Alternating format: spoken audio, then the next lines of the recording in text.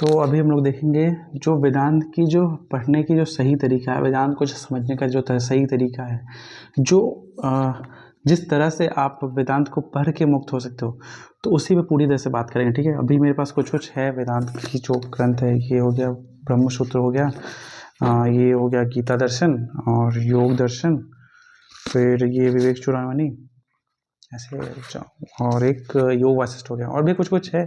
एक मुझे सबसे अच्छा लगता है ये वाला, ये थोड़ा सा मोटा है लेकिन अच्छा है, उपनिषद अंक।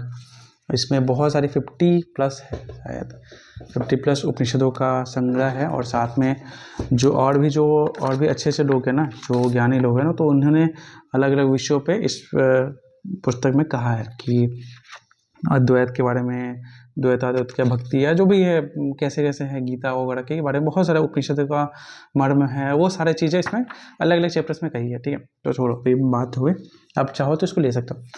तो समझो क्या है, जो वेदांत या उपनिषद है ना, वो उन लोगों से आ रहे हैं जो पूरी तरह से मुक्त हो चुके हैं, जिनका जो विचार शून्य हो चुके हैं, जो निर्विकल्प हो चुके हैं, जो पूरी तरह से उनके लिए संसार भी नहीं रहा, उनके लिए शब्द भी नहीं रहे, तो वो लोग बोल रहे हैं। ठीक है, तो उनकी कहीं ना कहीं एक मजबूरी थी कि उनको शब्दों का प्रयोग करना पड़ रहा था, ताकि आपको थोड़ी थोड़ी बात समझ में आ सके। ठीक है, लेकिन उनका ये आशय नहीं था कि तुम शब्दों को ही पकड़ के बैठे रह जाओ।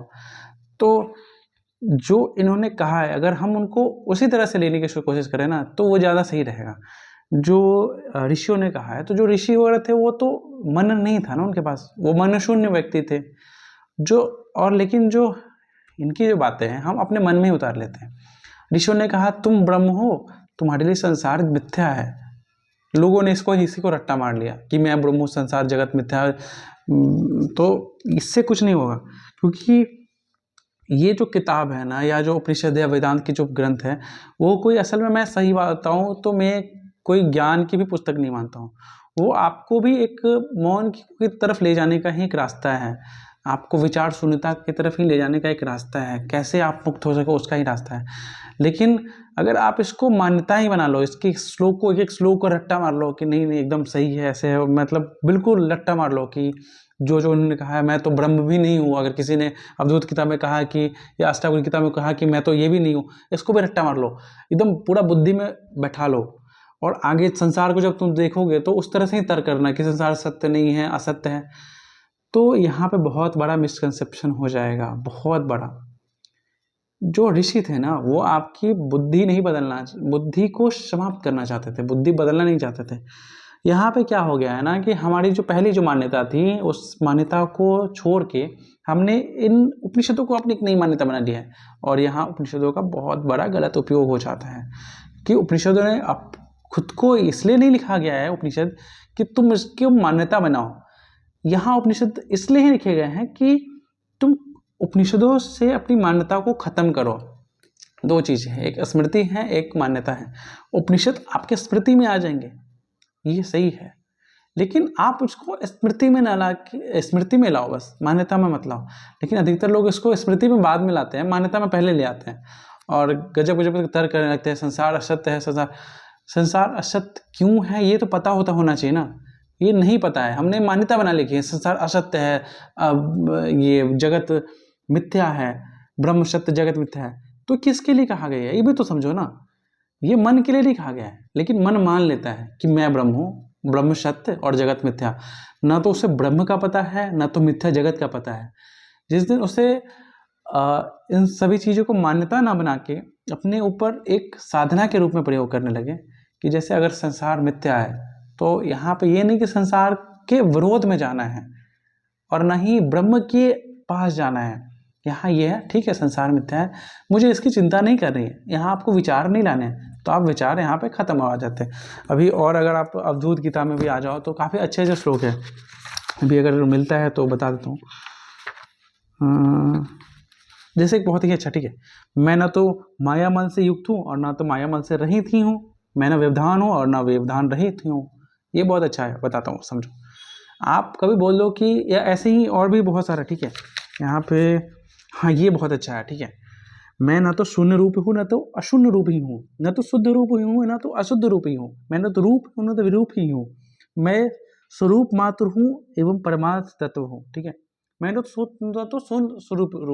शून्य रूप हूँ और ना ही मैं अशून्य रूप हूँ। तो यहाँ पे जो हमारी जो शून्यता की मान्यता है कि मैं शून्य हो चुका हूँ, इसकी मान्यता को भी खंडित किया गया है। और कोई कहता है कि मैं अशून्य हूँ, उसकी मान्यता को भी खंडित किया गया है कि मैं कुछ नहीं हूँ, मैं इन सब का बोझ क्यों लूँ अपने ऊपर। लेकिन जो अवधूत ने भी कहा है ना, अवधूत दत्तात्रेय ने भी कहा है, उनकी बातों को भी हम मान्यता बना लेते हैं कि अच्छा मैं ये भी नहीं हूँ, मैं भी नहीं हूँ, शायद मैं कुछ अलग हूँ। फिर जो अलग ही जो मान्यता है ना, वो फिर आपको और गहरे संसार मतलब अंधकार में ले जाती है। जो उपनिषद कहते हैं ना कि जो ज्ञानी अज्ञानी है वो तो अंधकार में ही है, लेकिन जो माफ कीजिए, जो अज्ञानी है वो अंधकार में है, लेकिन जो ज्ञानी है वो महाअंधकार में है। इसका मुझे जो लगता है कि जो बहुत सारे जो ज्ञानी हैं उन्होंने ज्ञान को बस मान्यता बना लिया है। यहाँ वही इसमें बहुत अच्छे है, ठीक है। मैं केवल आसक्ति या अनासक्ति, शुद्ध असुर अशुद्ध और योग वियोग ही रहित ही नहीं हूँ, मैं आकाश भांति सर्वव्यापक सर्वथा मुक्त हूँ, ठीक है। तो यहाँ ये भी कह रहे हैं मैं योग और वियोग ही नहीं रहित ही नहीं हूँ, दोनों में से कुछ नहीं हूँ, ठीक है। सिर्फ मैं यही नहीं हूँ, और भी बहुत अच्छे है, मैं बताता हूँ, अभी समय मिलता तो मैं काफ़ी और अच्छे से बताता, लेकिन अभी थोड़ा सा एक टाइम पे मुझे अच्छे से बताता, लेकिन अभी कम समय इसलिए कम ही बता दे रहा हूँ कि जो भी अब मैं अच्छे से बताता हूँ करना क्या होगा, ठीक है। मेन प्लान अभी तो थोड़ा बहुत इधर उधर की बातें हो गई, ठीक है। मन करना क्या है, जो आप कभी भी कोई श्लोक उठाओ ना, तो उस श्लोक को कभी अपनी मान्यता मत बनाओ, उसको कहीं ना कहीं समझो कि वो कहना क्या चाह रहे हैं। वो अगर कह रहे हैं कि मैं ब्रह्म हूँ, तो उसके पीछे जो ब्रह्म के जो पीछे जो जितनी जी बातें कही गई हैं कि मैं निर्विकल्प हूँ, तो समझो कि निर्विकल्प होता है कैसे जाता है। यहाँ निर्विकल्प का अर्थ ये नहीं है कि पक्ष विपक्ष और निष्पक्ष, तो आप निष्पक्ष में उतर जाओ। उपनिषद इन तीनों से भिन्न है, इन तीनों से पृथक खुद को कहते हैं। तो आपकी जितनी भी मान्यताएं हैं ना, उनको इन श्लोकों से तोड़ते जाओ कि नहीं हूँ, और जहां आपने कहा ये नहीं हूँ ये हूँ, ये दोनों से भी हट जाते हो तो आप शून्य हो जाते हो। खुद कहो कि ठीक है, मुझे ये जो भी उपनिषद है, वेदांत है, ये सभी आपको ज्ञान नहीं दे रहे हैं। मैं ईमानदारी से कहता हूँ, ये ज्ञान के नाम पे जो आपके मन में बैठा हुआ है ना मान्यता, उनको मान्यता को खंडित करने की कोशिश कर रहे हैं। ये असली में बताऊं तो ये असली ज्ञान है, और जो आपके भीतर जो झूठा ज्ञान बैठा हुआ है उसको खत्म करने की कोशिश कर रहे हैं। लेकिन हमारी बुद्धि इतनी नीचे गिर गई है ना कि हम पूरे वेदांत को एकदम स्मृतियों में ऐसे ऐसे श्लोक याद कर लो, इसको यहाँ तर्क कर लो, वहां तर्क कर लो, बहुत गहरे गहरे तर्क कर लो, लेकिन सत्य को तर्क से मतलब नहीं है। और यहाँ वेदांत आपको तर्क देने नहीं आए हैं। दो तरह से वेदांत आप पढ़ सकते हो, एक वेदांत में सिद्धांत हो गए, और एक वेदांत में साधना के नाम पे आपको जो श्लोक दिए जाते हैं, बहुत सारे गीता में भी श्लोक दिए जाते हैं, उपनिषद हो गए, अष्टावक्र गीता हो गया, अवधूत गीता हो गया, और भी बहुत सारे गीता हो गए। तो वहाँ आपको कोई श्लोक रटने के लिए नहीं दिया गया, कोई बहुत गहरा तर्क नहीं देना, उनको कोई अर्थ ही नहीं था। कृष्ण को क्यों मतलब है कि वो मैदान में जाके उसको एकदम गहरा तर्क दे, उनको बस समझा रहे थे कि देखो ऐसे ऐसे है, तुम पहले अपने विचार ढीले करो ना। बहुत तुम मन में बहुत सारी चीजें बना के रखे हो, बहुत सारी अपना अपना संसार बना के रखे हो, जो इनमें भी कहा गया कि संसार मिथ्या है या बहुत सारे संसार झूठा है।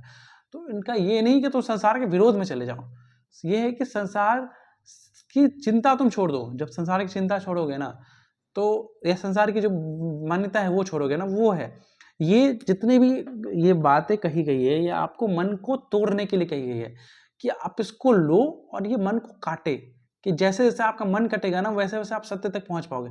लेकिन इसको हम लोग क्या करते हैं, मन में ही बैठा लेते हैं, और यहाँ पे उपनिषद का जो बहुत ही गलत उपयोग है वो हो जाता है, या वेदांत का जो गलत उपयोग है। या सिर्फ मैं उपनिषद या वेदांत को ही नहीं लूंगा, जो भी और जो मुक्त पुरुष है ना, उनकी जो वाणी है ना, तो उनका भी हम क्या करते हैं, कोई रमन महर्षि का हो गया, निसर्गदत्ता का हो गया, ओशो का हो गया, सबका सुन के ओशो ने ये कहा था, ये वो कहा था, नहीं यार, कोई अर्थ ही नहीं निकलता है। आपको कोई याद करने की जरूरत नहीं है। उनकी जो बातें थी उनको आपके मन को काटने के लिए थी। अगर आपका मन कट रहा है तो आपके लिए साधना भी सरल हो जाएगी, आपके लिए धर्म भी सरल हो जाएगा, आपके लिए सत्य भी सरल हो जाएगा। लेकिन आप उसको मन में ही बसा रहे हो, उसको मान्यता ही कर रहे हो, तो फिर बहुत झोल होगा। मैं अगर बोलूँगा ना, मेरा एक सजेशन है कि अगर आप हो सके तो ध्यान और ज्ञान दोनों साथ में लो। और अगर ध्यान कर रहे हो तो साथ में थोड़ा थोड़ा ज्ञान भी लेते रहो, बहुत अच्छी चीज़ होती है। अगर आपके पास समय है तो ठीक है, नहीं समय है तो आप सिर्फ ध्यान करो। यहाँ सिर्फ ज्ञान लेने से क्या होता है ना कि देखो, अभी समय में क्या हो गया है ना कि लोग इतने विक्षिप्त हो गए हैं, या जो और भी आचार्य लोग हो गए हैं, तो उनके पास वो क्लैरिटी नहीं है कि जो असली में उपनिषद कह रहे हैं वो कहना क्या चाह रहे हैं, और जो लोग को देना चाह रहे हैं उनको भी समझ नहीं है। वो अलग ही डिल्यूजन में जी रहे हैं कि अच्छा तर्क करना है, मुझे तर्कशील बनना है, तर्क से ये खंडन मंडन करना है, ठीक है भाई कर लेंगे, ठीक है।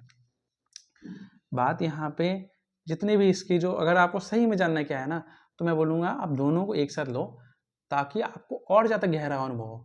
क्योंकि जो आप ध्यान में करोगे और जो ध्यान में अनुभव होगा वो आपको सिंपल इस किताब में सिंपल साफ साफ दिखेगा। जो जो आप ध्यान में अनुभव किया हो ना, साफ साफ इन ग्रंथों में वही दिखेगा जो आपने अनुभव किया है। तो आपको एक मैचिंग होगा कि अच्छा जो मैंने ध्यान में अनुभव किया, जो ज्ञान में, दोनों कोई भेद ही नहीं है।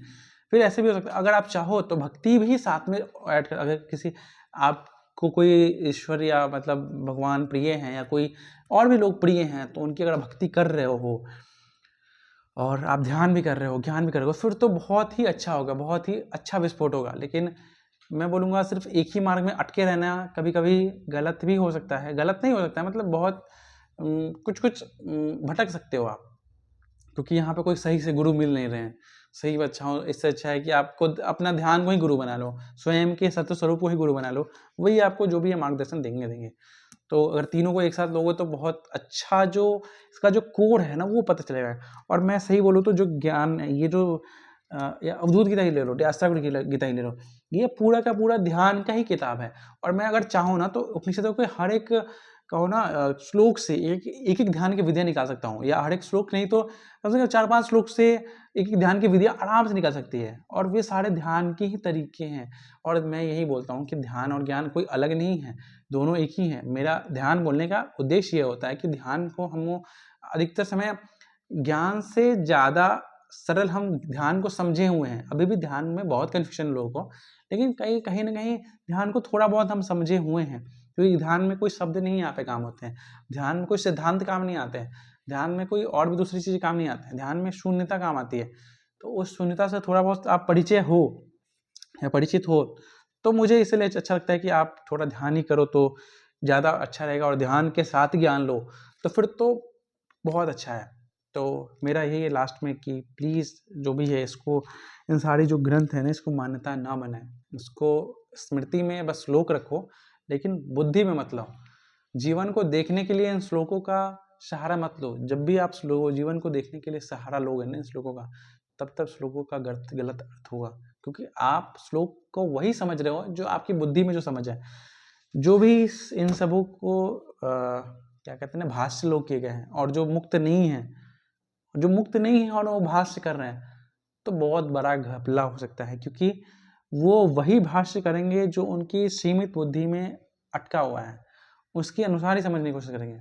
लेकिन जो उपनिषद व गीता वगैरह है, जो भी वेदांत की जो पुस्तकें हैं, वो किसी समझ से निर्भर नहीं है, वो समझ से परे है, वो बुद्धि से परे है। आपको अपने बुद्धि को किनारे रख के इनको समझना होगा।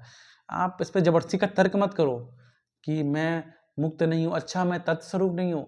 तत्व स्वरूप को देखना है तो उसको अलग से देखो, और अपने जो सत्य स्वरूप को जानना है, या जो असली में आपको भीतर से सत्य जानना है, ठीक है, तो उसको थोड़ा सा अलग करके देखो, तो वो ज़्यादा अच्छे से समझ में आएगी, और ज़्यादा गहरे से समझ में आएगी क्या भाई ये इतने महान ग्रंथ क्यों हैं। इसका आपको ये तर्क से नहीं मैं बोल रहा हूँ, मैं बोल रहा हूँ आप ही उस सफ़र पर निकलो और वहाँ से जानो कि जो अष्टावक्र जो कह रहे हैं, या अवधूत जी कह रहे हैं, या जो कृष्ण कह रहे हैं, वो कोई बाहर से नहीं कह रहा है, वो आपके भीतर ही कोई अन्य लोग थे जो उन्होंने अलग अलग शरीर धारण किया, वो शब्द बोले, वो आपके भीतर के ही शब्द हैं।